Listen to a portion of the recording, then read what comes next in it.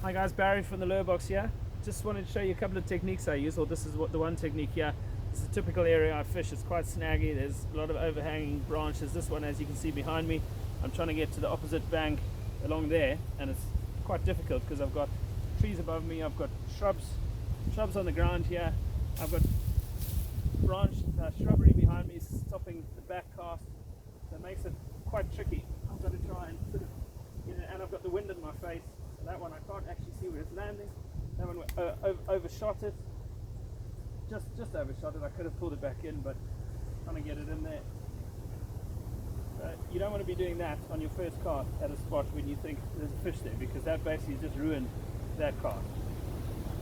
So what I tend to do is I tend to start off, I actually have learned to cast left-handed because it's a lot easier for me. I just hold it, cast and reel. So I did teach myself as a youngster to cast both ways, but I then figured like that one skipped a bit. Weather's picking up now, but what I do is pull it a bit short rather than like the first cast where I went straight into the opposite back. I only overshot it by 1.5 foot, but that probably messed up the cast because it, pulled the weed off with it. If you've got a solid bank, it's quite a good method to use because it creates a nice gentle landing. You can land it on the bank and then just bring it down, land it on a jetty. It'll often bounce and then you just twitch it in as it lands so you don't get snagged trying to drag it along the jetty. But in grass and snags, it's probably not the best method to use. So what I tend to do is then start a little bit short like I did there, about a meter short. So if a fish is on it, it's probably going to come out for it. If it's not on it, I haven't spooked it, because it's just short. So I'll do that first. Oh, little snag there. Do that first, then next cast I'll go a little bit closer. So you don't have to go for broke on the very first cast and ruin it. So you'll always give yourself another chance.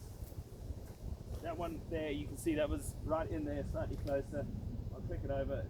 You can see there's a little bit of shrubs under the surface. And there you go, now it's free and it's sinking.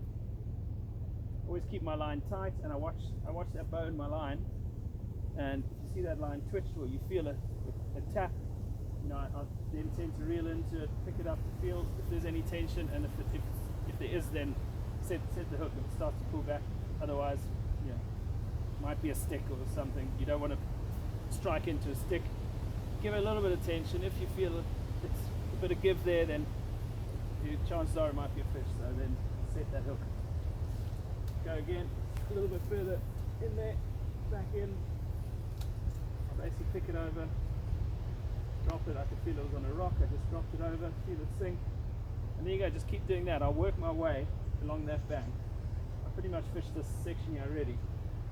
That's probably the easiest place to get to there, because I've got trees down here. It's kind of difficult.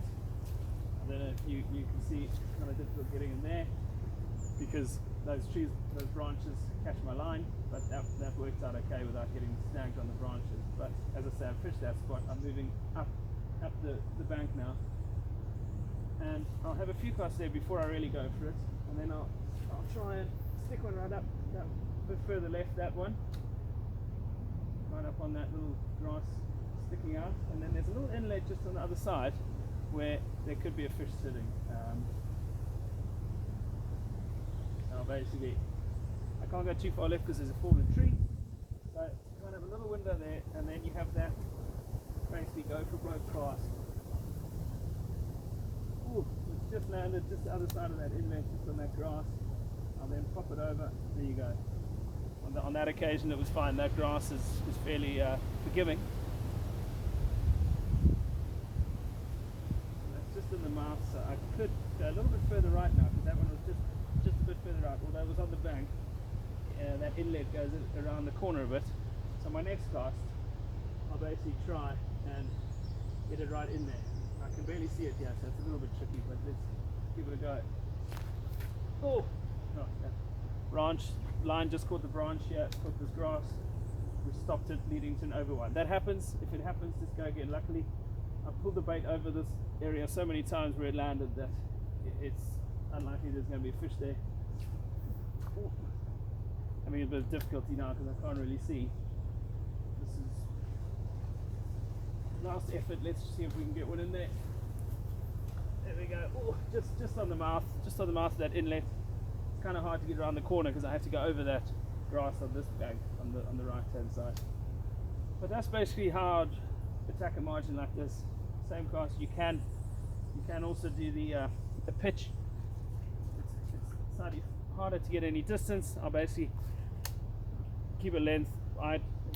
The length of the rod to the reel is what I normally work on. I don't have particularly long arms. You can do whatever you're comfortable with. I'll tend to do that, swing it and pitch it like that. Pitch it in there. I always feather the cast, keep my thumb there, so if I do overshoot it, I can just slow it down and land it where I want to. That's another technique that you can use. I think it is called pitching. Yeah, that's the typical. So just swing it. It's hard because I've got stuff on the bottom here. Ideally, a shorter rod is required for this. This rod's 7'3". Like about a 6.5 foot rod is better because then you can, it's a bit more forgiving. It's easier on a boat when you got nothing at your feet and you can just basically do that. I'll move here out the way so I can swing it without hitting the tree. I've got all sorts of obstacles here. I'm hitting the tree, I'm hitting the bottom. That's why I prefer the other method. And I'll get one right. Let's move back a bit. Basically swinging like this. There you go. Just need to give yourself a bit more space. I don't have a lot of room here. But that's basically two methods to get the lure to the other side where you want it. Practice them, pick which one's your favorite, try them both. Go for it. Just practice, practice, practice.